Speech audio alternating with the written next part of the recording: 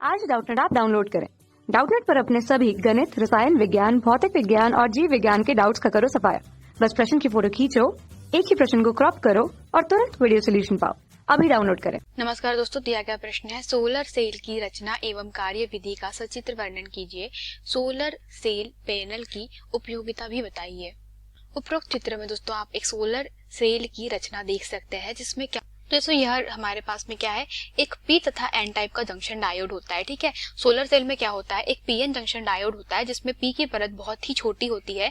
ठीक है, आप देख सकते हैं माइक्रोमीटर 0.2 माइक्रोमीटर है और एन दोस्तों पी से थोड़ा मोटा ही रखा जाता है। और एन आप पी के परत के ऊपर दोस्तों एक धातु का क्या रखा जाता है, एनोड रखा जाता है, जिससे क्या की जाती है दोस्तों, प्रतिरोध जोड़ने हेतु हमें यहाँ पर एनोड निकालना होता है। और जो हमारे पास में एन सिरा होता है दोस्तों, एन से क्या किया जाता है, यहाँ पर आप देखेंगे एक धातु की पतली पट्टी रखी जाती है जिसे कैथोड से जोड़ दिया जाता है, मतलब वह कैथोड की भांति कार्य करता है। अब क्या होगा दोस्तों, अगर हम लोग बात करें सोलर सेल की रचना तथा कार्य विधि की, तो हम लोग जानते हैं दोस्तों जो सोलर सेल का मुख्य कार्य क्या होता है, यह सौर ऊर्जा को काय में परिवर्तित कर देता है, सौर ऊर्जा को परिवर्तित कर देता है विद्युत ऊर्जा के रूप में। अब इस स्थिति में दोस्तों यह कैसे कार्य करता है, उसका कार्यविधि समझने के लिए दोस्तों अगर आप सबसे पहले समझे कि हमारे पास में जो सोलर सेल है दोस्तों वह किस प्रकार से डिवाइड है। पहले ऊपर हमारे पास में क्या है, पी जंक्शन है, ठीक है, नीचे क्या है, एन है, और इसके कारण दोस्तों क्या हुआ है, यहाँ पे संधि का निर्माण हो गया है। मतलब यह हमारे पास में पी टाइप का अर्धचालक है, यहाँ पे हमारे पास में एन टाइप का अर्धचालक है, जैसे कि आप देख सकते हैं यह पी है और यह एन है। इनके मध्य में क्या हुआ दोस्तों, संधि का निर्माण हो गया है, आप लोग भी जानते हैं। और संधि का निर्माण कुछ इस प्रकार से होता है दोस्तों कि संधि बहुत ही बड़ी होती है, हमारे नॉर्मली पी से भी कैसी होती है, बड़ी होती है। और संधि बड़ी रखने का मुख्य कारण क्या होता है वो आपको आगे इसकी कार्यविधि के पश्चात समझ पड़ेगा। अब दोस्तों जब यह हमारा अर्धचालक पी अर्धचालक और एन अर्धचालक क्या होगा, यह दोनों आपस में संयोग मतलब मिलेंगे। इस परिस्थिति में हम लोग कह सकते हैं दोस्तों संधि में जितने भी क्या हो जाएंगे दोस्तों, इलेक्ट्रॉन और होल कैसे हो जाएंगे दोस्तों, यह युग्म बना के रहेंगे, और वो भी कैसे, सहसंयोजक बंध से जुड़े हुए। ठीक है, तो सहसंयोजक बंध से जुड़े हुए जो हमारे इलेक्ट्रॉन और होल के युग में है दोस्तों, यह कहाँ पे है, संधि में है। अब जैसे ही क्या होता है, सोलर सेल के ऊपर क्या होगा दोस्तों, प्रकाश किरणें आपतित होगी।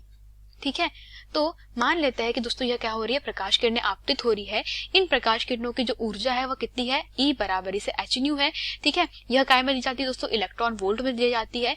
यह ऊर्जा दोस्तों क्या होता है कि ये संधि से इलेक्ट्रॉन और होल के जो युग्म है उनको तोड़ने के लिए काफी होती है। तो दोस्तों हम लोग कह सकते हैं कि यहाँ पे पीएन जंक्शन डायोड में जो मटेरियल उपयोग किया होगा वह कैसा किया होगा, जिसका कार्यफलन कैसा रहा होगा, कम रहा होगा। अर्थात हम लोग कह सकते हैं दोस्तों जिनके बीच में जो ऊर्जा बंध के बीच में दोस्तों जो अंतराल है, ऊर्जा अंतराल ईजी का मान है वह कैसा रहेगा, कम से कम रहेगा, उसी अर्धचालक का उपयोग किया होगा। तो दोस्तों यहाँ पे जर्मेनियम हम लोग कह सकते हैं, जर्मेनियम के हम लोग मिश्र धातु का उपयोग किया होगा। ठीक है, तो इस स्थिति में अब जैसे ही क्या हुआ, सूर्य का प्रकाश काय पर आपतित हुआ, हमारे पी वाले अर्धचालक पर आपतित हुआ। तो आपको दोस्तों अब कारण बताते हैं कि जो पी वाला अर्धचालक है इसकी पतली लेयर है, मतलब इसकी बहुत पतली परत है। तो जैसे ही प्रकाश आपतित होगा यह सीधे कहाँ पहुंचेगा, संधि पे पहुंचेगा। अब संधि पे पहुंचने के बाद क्या करेगा दोस्तों, यहाँ पर संधि में उपस्थित जितने भी इलेक्ट्रॉन और होल के युग्म है इनको कैसे कर देगा, तोड़ देगा। तो हमारे पास में प्रत्येक में क्या होगा दोस्तों, युग्म में इलेक्ट्रॉन और होल का निर्माण होगा। ठीक है, और दोस्तों क्या होता है, यहाँ पर जो अप्लाइड मतलब हम लोग कह सकते हैं जो विद्युत क्षेत्र लगता है वह कैसा लगता है, एन से पी की तरफ लगता है। अतः क्या होता है, सारे के सारे अगर संधि में अगर जितने भी क्या होगा दोस्तों, फिर जितने इलेक्ट्रॉन और हम लोग बात करते हैं यहाँ से, यहाँ पे होल है, ठीक है, और यहाँ पे कुछ इलेक्ट्रॉन है, तो क्या होगा दोस्तों कि जितने होल तथा इलेक्ट्रॉन है वह एक दूसरे के विपरीत दिशा में जाने लगेंगे। अर्थात जो होल है दोस्तों वह पी वाले टाइप तरफ जाने लगेंगे और हमारे पास में जो इलेक्ट्रॉन है दोस्तों वह कहाँ जाने लगेंगे, वह एन वाली दिशा में जाने लगेंगे, मतलब एन वाले जंक्शन में जाने लगेंगे, जंक्शन के इस तरफ। तो इस प्रकार से दोस्तों संधि पे जैसे ही क्या होता है, सूर्य का प्रकाश आपतित होता है तो यह युग्म टूटने के कारण और विद्युत क्षेत्र की तीव्रता ई कैसी लगती है दोस्तों, एन से पी की तरफ लगती है। इस स्थिति में सारे इलेक्ट्रॉन दोस्तों कहाँ आने लगते हैं, वह एन जंक्शन में आने लगते हैं और हमारे पी में क्या हो जाता है दोस्तों, सारे होल बन जाते हैं। तो होल दोस्तों क्या हो जाएगा, यहाँ पी में पहले से ही होल थे। अब होलों की संख्या कैसी हो जाएगी दोस्तों, होलों की संख्या अधिक हो जाएगी। पहले मान लेते हैं कि यह इसमें होल s थे, अब क्या हो जाएगा H+ हो जाएगा, और इसमें पहले इलेक्ट्रॉन E थे।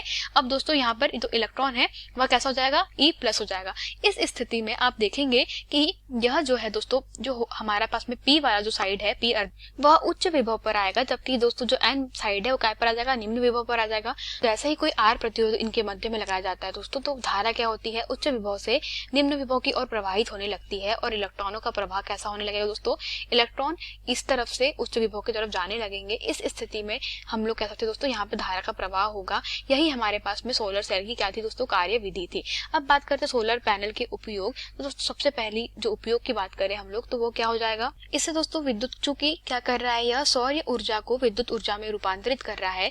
अतः दोस्तों तो सबसे पहला जो उपयोग है हम लोग कह सकते हैं दोस्तों, यह स्ट्रीट लाइट, या हम लोग कह सकते हैं बल्ब जलाने में, या हम लोग कह सकते हैं घरेलू ऊर्जा के उपयोग में। ठीक है, घरेलू ऊर्जा के उपयोग में। ठीक है, दूसरा हो जाएगा दोस्तों, चूंकि आप लोग जानते हैं जो हमारे कृत्रिम उपग्रह होते हैं दोस्तों, वहां पे ऊर्जा का कोई साधन नहीं होता, तो वहां पे जो ऊर्जा उन्हें दी जाती है कैसे प्रदान की जाती है दोस्तों, कृत्रिम उपग्रह में सोलर सेल लगा करके। तो हम लोग कह सकते हैं दोस्तों कि कृत्रिम उपग्रहों में। ठीक है, और दोस्तों अगर बात करें अगले हम लोग फायदे की, तो जो कि दोस्तों आपने देखा होगा, खेत जो होते हैं, खेतों में जो मोटर पंप होता है उससे भी कहाँ से चलाया जाता है, सोलर पैनलों से। कह सकते हैं कि खेतों में पंपों को चलाने हेतु भी काय का उपयोग किया जाता है दोस्तों, सोलर पैनलों का उपयोग किया जा सकता है। और दोस्तों अगर सोलर पैनलों को अगर हम लोग बहुत बड़े मात्रा में अगर उसका विद्युत ऊर्जा का उत्पादन करना चाहते हैं दोस्तों, तो क्या करना होता है, बहुत सारे सोलर सेलों का उपयोग करना होता है और बहुत बड़े बड़े पैनल बनाने होते हैं। ठीक है, तो जितनी हमें ऊर्जा की आवश्यकता होती है उसके हिसाब से सोलर सेलों को दोस्तों क्या किया जाता है, क्रमबद्ध करके दोस्तों उसको अरेंज करते हैं और फिर इसका उपयोग करते हैं। तो यही हमारे प्रश्न का उत्तर था। धन्यवाद। कक्षा 6 से 12वीं से लेकर नीट, IIT, JEE वो एडवांस के लेवल तक 1 करोड़ से ज्यादा छात्रों का भरोसा। आज ही डाउनलोड करें डाउटनेट ऐप या व्हाट्सएप करें अपने सारे डाउट्स 8400 400 400 पर।